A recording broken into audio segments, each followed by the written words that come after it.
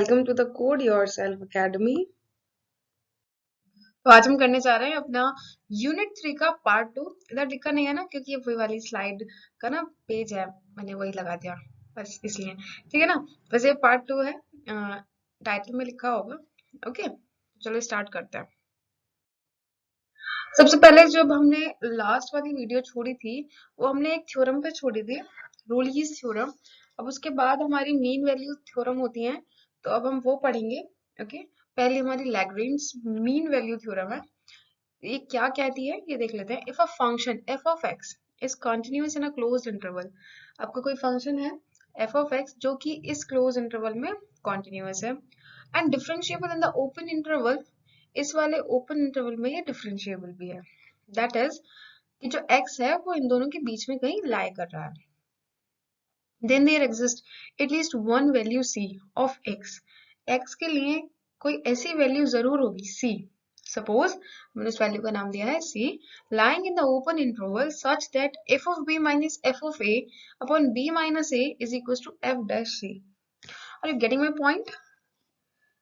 ये यहाँ पे ये कह रहे हैं कि अगर कोई भी एक फंक्शन है वो एक क्लोज इंटरवल में कॉन्टिन्यूअस है और डिफरेंशिएबल है उसके ओपन इंटरवल में, तो c के x के लिए कोई ऐसी वैल्यू होगी c जो कि इस वाले फॉर्मूला में फिट बैठती हो, यानी कि F of B minus F of A. B क्या है? ये आपका एक्सट्रीम पॉइंट्स जो है, ये जो यहाँ पे आपका बी लिखा है, ये जो बी लिखा है ये वाला ही बी है, ठीक है ना। और ये ए यही वाला ए है। एफ ऑफ बी यानी कि फंक्शन जो आपके पास गिवन है उसमें आप बी की वैल्यू रखेंगे और फिर ए की वैल्यू रखेंगे और उन दोनों को आपस में माइनस करेंगे। देन आप बी में से ए को माइनस करेंगे और ये जो वैल्यू है ये एफ डैश सी के बराबर होनी चाहिए। एफ डैश सी यानी कि पहले आपको जो गिवन फंक्शन है आप उसका डिफरेंशिएशन करेंगे और फिर उसमें आप वो जो सी वैल्यू है उसको रखेंगे। तो ये दोनों चीजें आपस में बराबर होनी चाहिए। ये कौन कहता है? Lagrange mean value theorem. I hope you are getting my point. और जो हमारा रोलीज थ्योरम थी वो भी कुछ ऐसा ही कहती थी या कुछ अलग कहती थी? आई नो आप लोग बोल नहीं सकते हैं, पर ऐसा मैं प्रिटेंड तो कर सकती हूँ ना कि आप सुन रहे हैं तो आप बोलेंगे, पर ऐसा कुछ नहीं है। चलिए कोई बात नहीं। तो वो क्या कहती थी कि आपका एफ डैश सी एग्जिस्ट करता है, पर उसका जो थर्ड पॉइंट था वही अलग था, ऊपर के दोनों पॉइंट सेम ही थे उसके, कि F of a is equal to f of b होगा। अगर f of a is equal to f of b होगा तो f dash c is equal to zero. ऐसी कोई वैल्यू होगी सी की जिसमें एफ डैश सी हम करेंगे तो वो जीरो हो जाएगा, ठीक है ना। तो आपको रोलीज थ्योरम याद आ गई, लैग्रेंज मीन वैल्यू थ्योरम पता चल गई, सबको पता चल गई ना। लैग्रेंज मीन वैल्यू थ्योरम भी कि F of B minus F of A upon B minus A is equal to F dash C. ठीक है, ये जो लिखा है ना ये पूरा फॉर्मूला टाइप सबको ये याद करना है, क्योंकि जब हमको कहा जाता है ना कि आप इस थ्योरम को वेरीफाई करो, क्योंकि यूजुअली क्वेश्चंस ऐसे ही आते हैं कि आप इस थ्योरम को वेरीफाई करो, तो आप इस थ्योरम को इसी तरीके से वेरीफाई करेंगे, ठीक है। बाकी क्वेश्चंस देखेंगे तो आपको ज्यादा समझ आएगा। ये इसका ग्राफ है, राइट। तो ये इस तरीके से है। एज यू नो कि जो c होता है वो एक टेंजेंट होता है, जो डेरिवेटिव होता है वो एक टेंजेंट होता है, तो ये टेंजेंट ही है ना। क्यों डेरिवेटिव लिया? c का डेरिवेटिव था वो, तो वो जो c पॉइंट है वो कुछ यहाँ पे लाई करेगा। ठीक है, आपको ये सब कुछ समझ आ रहा है ना। ये a पॉइंट है, ये f ऑफ a है, ये b पॉइंट है और f ऑफ b है, राइट। ये b पॉइंट इधर है और f ऑफ b इधर है, क्योंकि y पर ही तो आता है ना। और ये c और f ऑफ c इधर लाई कर रहे हैं, तो ये यहाँ पे टेंजेंट ही बना रहे हैं, डेरिवेटिव ले रहे हैं ना, इस वजह से। Now let's see a example of Lagrange's mean value theorem। मैंने क्वेश्चन भी वही उठाया है जो पहले आ चुका है, या फिर मैं कहूँ आपका PYQ है। ये 2005 एंड 2004 एंड 2007 में भी आया है। तो उसे क्या कह रहा है क्वेश्चन के? If f of x is equals to this and a is equals to this and b is equals to this, a आपका 0 है and b आपका 4 है, मीन्स जो क्लोज इंटरवल है आपका वो आपका क्या है? a 0 है, यानी कि आपको 0 से 4 के बीच में इसको फाइंड करना है। Hope it is clear to you all. Now see आपके पास ये कुछ इस तरीके का फंक्शन है जो कि अपने रूट्स में है, तो आप इसको एक दूसरे से मल्टीप्लाई करके एक प्रॉपर फंक्शन बना लीजिए जो कि आपके लिए कन्वीनियंट हो सॉल्व करना। फिर एफ ऑफ ए रखिए आप, और अपनी वैल्यू निकाल लीजिए जो कि -6 है, और एफ ऑफ बी रखिए आप, फिर अपनी वैल्यू निकाल लीजिए जो कि 6 है। F of B minus F of A upon B minus A, ये आप निकालेंगे तो it is going to be 12/4, तो ये 3 हो जाएगा। Now Cauchy sorry Lagrange mean value theorem क्या कहती थी, F of B minus F of A upon B minus A is equal to F dash C, right. और यहाँ पे आपको क्या निकालना है, आपको सी निकालना है, राइट। तो आप अपनी ये सारी एफ डैश सी निकालेंगे, डिफरेंशिएशन सभी को याद है ना। तो आपने इसका डिफरेंशिएशन करा तो ये कुछ आई इसकी वैल्यू, फिर ये आपकी वैल्यू जो थी वो कुछ ऐसा कहती थी, है ना। तो अब आप इसमें वैल्यूज रखिए सारी की सारी, ठीक है, और अब फिर अपनी आप वैल्यू निकाल लीजिए, ठीक है ना। ये 3 था तो हमने यहाँ पे ये 3 यहाँ से रख दिया ना, ये आपने यहाँ पे 3 रख दिया, और फिर इसके बाद आपने कौन सी वाले फॉर्म से इसको निकाला है, ये b plus minus under root b square minus 4ac upon में 2a, ये उस वाले फॉर्म से 2a से 6 हो गया ना, तो उस तरीके से इन्होंने ये निकाला है। वो वाला फॉर्मूला सबको याद है ना, डिस्क्रिमिनेंट रूल वाला, यहाँ पे वही वाला फॉर्मूला लगा है, ठीक है ना, मैंने आपको बता भी दिया है। b plus minus under root b square minus 4ac upon में 2a, वो वाला फॉर्मूला यहाँ पे इन्होंने लगाया है, ओके। नाउ फिर से एक और क्वेश्चन देख लेते हैं, लैग्रेंज मीन वैल्यू थ्योरम का ही है, वेरीफाई, यहाँ पे आपको वेरीफाई करनी है। देखो इसके ना क्वेश्चन बहुत आसान आते हैं, थ्योरम्स के क्वेश्चंस जो होते हैं वो बहुत आसान आते हैं, बस थोड़ा सा आपको पेशेंस रख के इनको फाइंड करना होता है, सॉल्व करना होता है, बस, इससे ज्यादा कुछ नहीं। देखो ये, क्योंकि ये पॉलिनॉमियल है तो ये कॉन्टिन्यूस भी होगा, डिफरेंशिएबल भी होगा 2 to 5 के बीच में। आपका a 2 है एंड b आपका 5 है, ये तो आपको देख करके पता ही चल गया होगा। उसके बाद आप f ऑफ a रख करके अपनी वैल्यू निकाल लीजिए which is going to give you 4, and f of b रख के अपनी वैल्यू निकाल लीजिए जो आपकी 25 हो जाती है। उसके बाद अपनी LMV लगाइए वेरीफाई करने के लिए।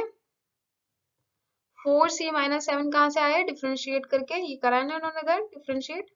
फिर उसके बाद 25 माइनस 4, ये वाला values, 4c minus 7 is equal to 7, फिर c की value 14/4 which is going to be 7/2, 3.5 जो कि 2 से 5 के बीच में एग्जिस्ट करता है। यहाँ पे 2 होना चाहिए बट इन्होंने यहाँ पे 3 लिख दिया, इट्स ओके, आपको तो समझ आया था ना।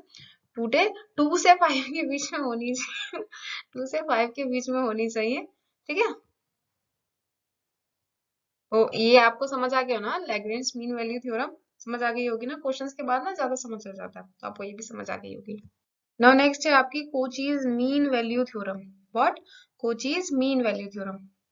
इसमें भी पहले 2 पॉइंट सेम ही है कि क्लोज इंटरवल में कॉन्टिन्यूअस होना चाहिए और ओपन इंटरवल में डिफरेंशिएबल होना चाहिए। तो क्या होगा, g dash x is not equal to 0 for any point of the interval.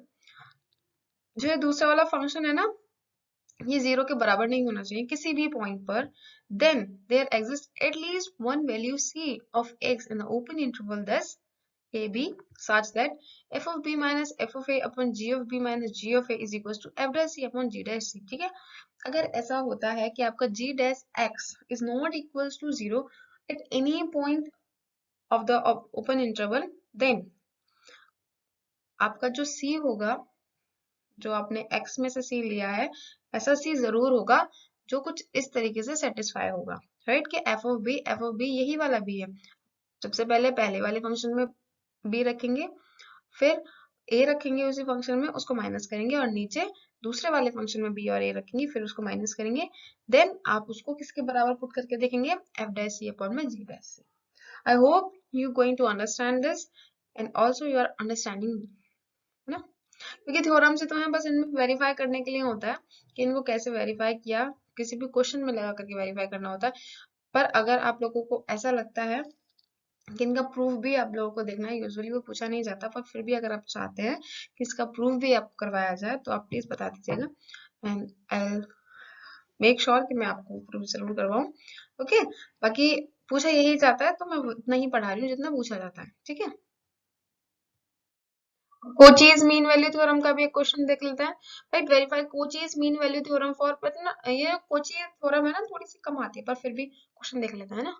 इसमें आपका F of x sine x है, जी ऑफ एक्स कॉस एक्स है, ये आपका कॉन्टिन्यूस भी होगा, डिफरेंशिएबल भी है इस वाले इंटरवल में, और ओपन इंटरवल में ये डिफरेंशिएबल है, और आपका G dash X minus sine X होगा, जो कि इस पूरे ओपन इंटरवल में जीरो नहीं है। अगर यहाँ पे बात माइनस पाई बाई टू से पाई बाई टू होती, तो फिर ये माइनस साइन एक्स जो है ये जीरो हो जाता, तो फिर हम इसको आगे सॉल्व नहीं करते, राइट। फिर हम इसको आगे सॉल्व नहीं करते। यहाँ पे कुछ चीज मीन वैल्यू थ्योरम यहीं पे ही वेरीफाई नहीं करनी पड़ती, क्योंकि वेरीफाई होने से पहले ही मतलब अनवेरीफाइड रह जाती है, यानी कि इसमें ये लग नहीं सकती, ठीक है ना, क्योंकि माइनस साइन एक्स जो है साइन एक्स की वैल्यू जीरो पर जीरो हो जाती है, राइट। तो वही निकालेंगे अपना, क्या था इसमें, f of B minus F of A upon g of B minus g of a is equal to F dash c upon में g dash C. I hope आप लोगों को सब कुछ समझ आ गया होगा ना। ये निकाल लीजिए अपना f of b, f of b आपका जीरो है, minus minus pi by two sine का माइनस पाई बाई टू, और यहाँ पे कॉस जीरो माइनस का कॉस माइनस का pi by two is equal to F dash c upon में g dash C निकालेंगे आप। फिर उसके बाद आपने वैल्यूज रखेंगे, f dash x is equal to cos x and g dash x is equal to minus sine x, ठीक है। उसके बाद ये आपका cos सी अपॉन में minus sine c is equal to minus cot c. अब आप इससे अपनी कॉट सी की वैल्यू निकाल लीजिए, और जो कि होगी आपकी माइनस पाई बाय फोर, जो कि इस ओपन इंटरवल में लाई करती है, ठीक है। माइनस पाई बाय फोर जो कि इस ओपन इंटरवल में लाई करती है, ठीक है ना, करती है ना। हाँ, हो गया। कुछ चीज मीन वैल्यू थ्योरम भी समझ आ गई होगी। हाँ, मुझे पता है इसमें ट्रिग्नोमेट्री थोड़ी सी घुस गई ना, तो थोड़ा सा समझ नहीं आएगा, बट ट्रिग्नोमेट्रीज वाले क्वेश्चन कभी पूछे जाते हैं ऐसे थ्योरम्स में, अधिकतर वैसे ही क्वेश्चंस पूछे जाते हैं पॉलिनोमियल्स वाले। पर मैंने आपको ये ट्रिग्नोमेट्री वाला इसलिए करवाया ताकि आपको पता हो, ठीक है। समझ आ गया ना, इतना कुछ तो था नहीं, सारी वैल्यूज ही रखनी थी, फिर उसके बाद तो आपको साइन की sine minus pi by two और cos minus pi by two, ठीक है। देखिए ना, कॉस जीरो की वैल्यू क्या होती है, क्या होती है कॉस जीरो की वैल्यू वन, और साइन जीरो की जीरो होती है, ठीक है ना, और यहाँ पे वन होती है और यहाँ पे जीरो होती है, ठीक है।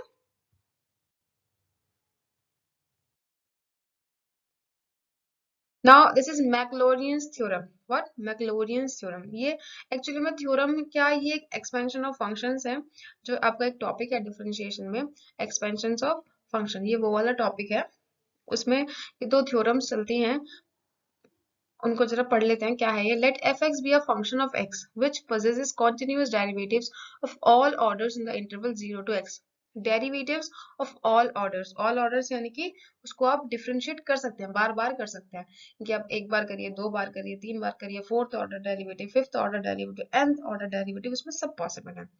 कुछ वो इस तरीके का फंक्शन है, assuming that f of x can be expanded as an infinite power series in x, we have, अगर आप उसको एक इनफानाइट पावर सीरीज की तरह से एक्सपेंड कर सकते हैं, तो आप उसको कुछ इस तरीके से एक्सपेंड करेंगे, f of x is equals to f0 plus x upon में 1 factorial into f dash 0 plus x square upon में 2 factorial f double dash 0 plus x n upon में n factorial f raised to the power n 0 plus dash dash। तो ये dash dash क्यों है, क्योंकि ये infinite series है। तो मैं आपको इसमें क्या बताना चाहती हूँ कि ये जो आपको जैसे कोई भी फंक्शन गिवन है, ठीक है, आप फिर क्या करेंगे, पहले तो उस फंक्शन का डेरिवेटिव निकालेंगे, जो जरूरी चीज है मैं आपको वही बता रही हूँ। फिर आप डेरिवेटिव निकालेंगे, उस डेरिवेटिव में आप x की वैल्यू 0 पुट करेंगे, एंड एक्स स्क्वायर के लिए आप सेकंड डेरिवेटिव निकालेंगे, फिर उसमें x की वैल्यू 0 पुट करेंगे, ठीक है ना। ये चीजें आपको चाहिए होंगी। x क्या होगा, जो आपको फंक्शन गिवन होगा, 1 फैक्टोरियल सब जानते हैं, 2 फैक्टोरियल 2 इंटू 1 है ना। इसी तरीके से आपको n तक करना है, जिस भी पावर सीरीज तक निकालना है आप उस पावर सीरीज से निकाल सकते हैं। वो क्वेश्चन में गिवन होगा कि आपको 3 पावर सीरीज निकालनी है, फिर 2 पावर सीरीज निकालनी है, ये आपको क्वेश्चन में गिवन होता है। Got that. और टेलर्स थ्योरम, देखो इस थ्योरम में कुछ ऐसा नहीं है जब मैं बताऊं, बस आपको ये जो एक्सपेंशन है ना, ये आपको याद रखना है। व्हाट, कुछ एक्सपेंशन है, ये आपको याद रखना है। I hope you are getting my point.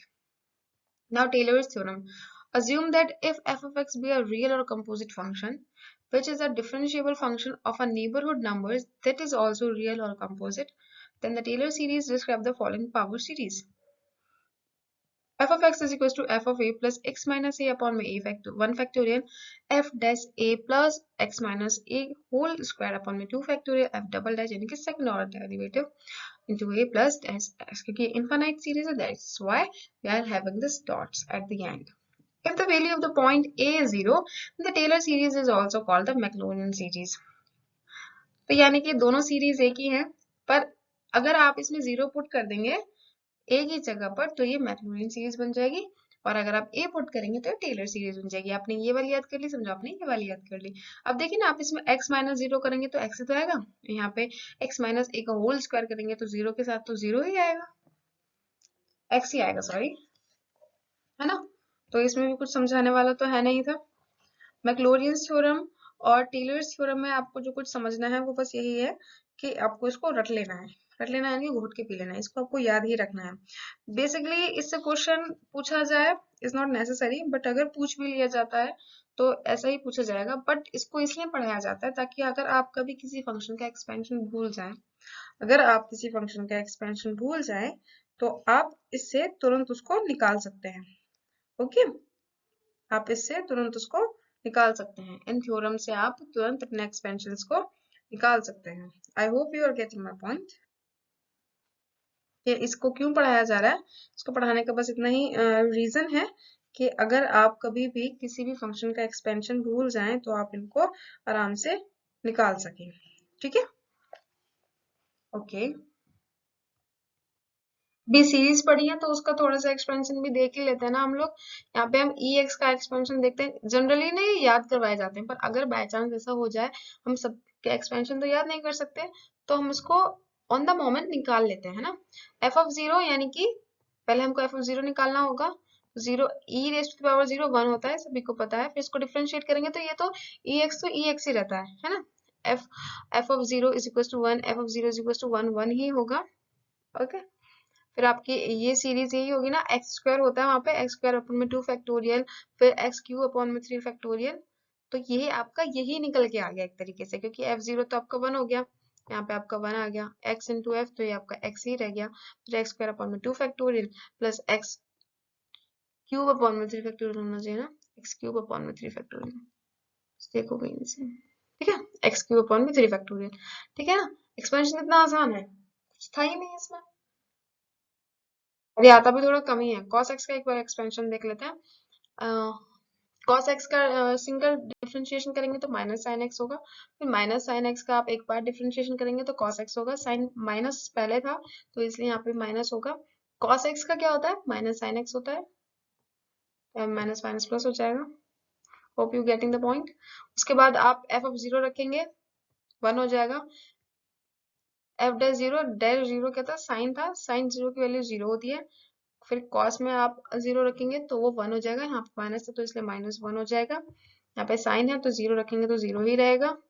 समझ रहे हैं ना, साइन 0 0 होता है, इसलिए यहाँ पे 0 वैल्यू आ रही है. उसके बाद आप इसको अपनी सीरीज में रख लेंगे. Sorry. F of 0 plus x dash 0 plus x square upon में 2 फैक्टोरियल एफ डबल डैश 0. फिर उसके बाद आपने वैल्यूज रख लीजिए, आपकी एक्सपेंशन हो जाएगी. ओके, आई नो ये थोड़ा सा मुश्किल है, पर अगर आप एक बार इसको एग्जाम्पल को देख लेंगे ना तो आपको और अच्छे से समझ आएगा कि इसमें अब मैं और तो कुछ नहीं समझा सकती हूँ, इतना ही समझा सकती हूँ, है ना.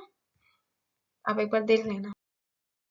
Now indeterminate form. अभी इनडिटरमिनेंट फॉर्म क्या होती है.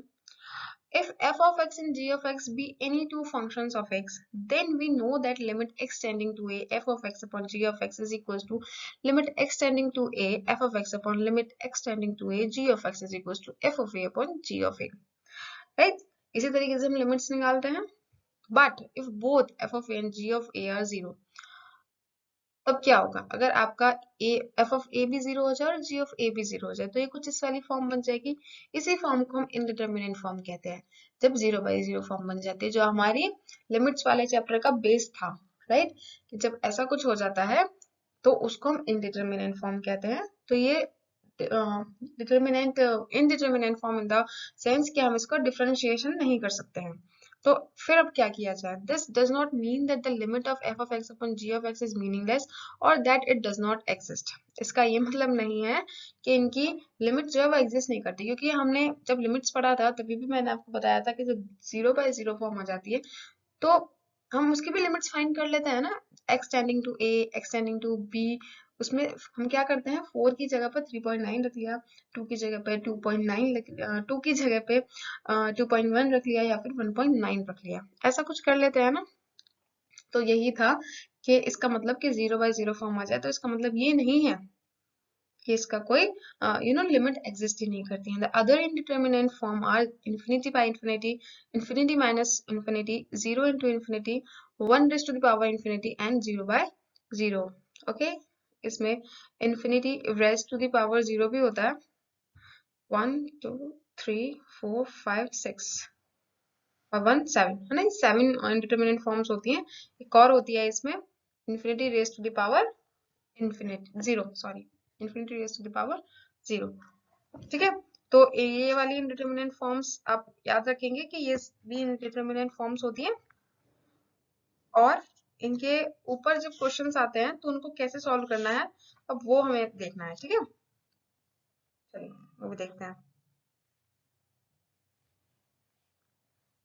तो एक और फॉर्म जो थी ना उसको नोट डाउन भी कर लेना, वैसे मैं लिखवा देती हूँ, infinity by 0 raise to the power 0। ठीक है, LH rule, L Hospital rule या फिर LH रूल। अब आप सोच रहे होंगे इसका नाम इतना अजीबोगरीब क्यों है, कुछ लोगों ने सुना भी होगा कुछ ने नहीं भी सुना होगा, जो मैथ्स बैकग्राउंड से नहीं है उन्होंने बेसिकली नहीं सुना होगा, पर जो मैथ्स वाले हैं उन्होंने सुना होगा LH rule, L hospitals rule. वो ऐसा इसलिए क्योंकि ये इसका नाम मैं ऐसा इसलिए सोचती हूँ, इसलिए इसका नाम ऐसा पड़ा होगा ताकि इसमें ना क्या कर सके ये, क्या करता है फंक्शंस को तोड़ तोड़ के उनको हॉस्पिटल में भेजा देता है, तो इसलिए इसका नाम एल हॉस्पिटल रूल होगा। पर ऐसा नहीं है, इसका नाम बस रखने वाले ने रख दिया होगा। आई डोंट नो, उसकी पीछे की हिस्ट्री मुझे नहीं पता और ना ही मुझे इंटरेस्ट है जानने में हिस्ट्री, प्रेजेंट में जीना चाहिए हमको। वही देखते हैं क्या है, ये क्या कहता है rule actually. If f of x and g of x be two functions of x which can be expanded by Taylor's theorem in the neighborhood of x is equals to a, and if f of a is equals to g of a is equals to 0। Basically आप ना इनको मत देखा करो, मैं बताती हूँ मैं कैसे करना है इसको। अगर ऐसा हो जाए कि 0/0 फॉर्म आ जाए तो आपको कुछ नहीं करना, ऊपर वाले फंक्शन को डिफरेंशिएट करो और नीचे वाले फंक्शन को डिफरेंशिएट करो, यही होता है LH रूल, एल या फिर L Hospital rule. LH rule उसको शॉर्ट में कहते हैं, आप भी LH रूल ही बोलेंगे। ओके, तो अगर ऐसा 0/0 फॉर्म आ जाती है तो आप उस फंक्शन को क्या करेंगे, डिफरेंशिएट करेंगे। लिमिट्स में मैंने आपको नहीं बताया था कि इसको यूज कर सकते हैं, क्योंकि जब तक आपको डिफरेंशिएशन नहीं आता था, but now you very much aware about the differentiation, तो आप लिमिट्स में आराम से यूज करना।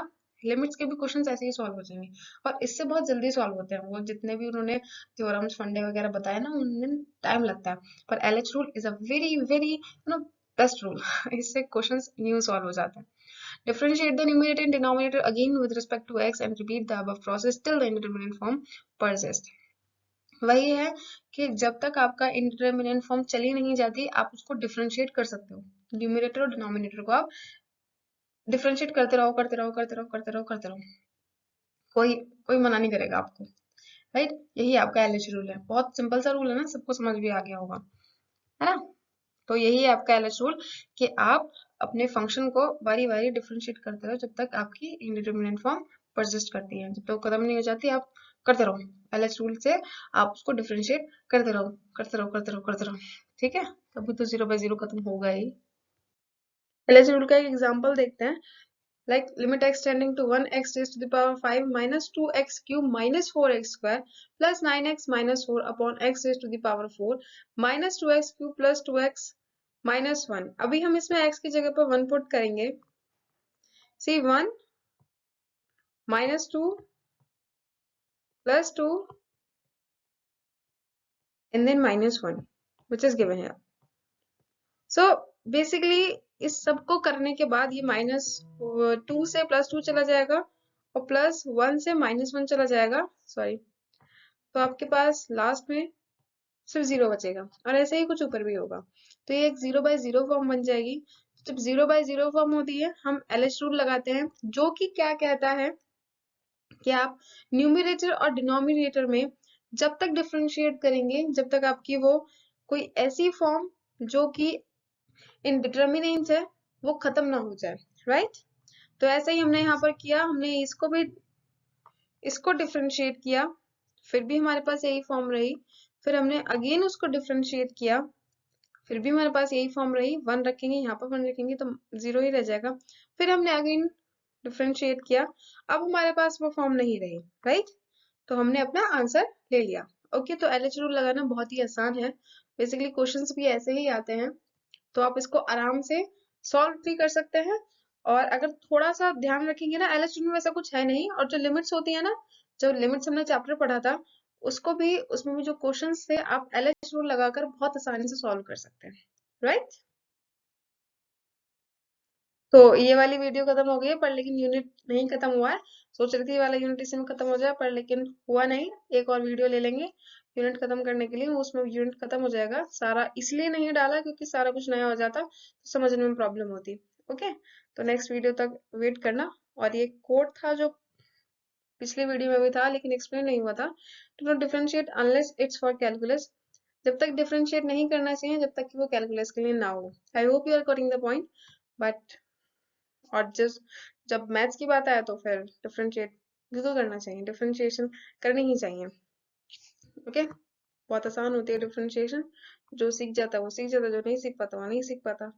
Wait for the next video, until then code yourself.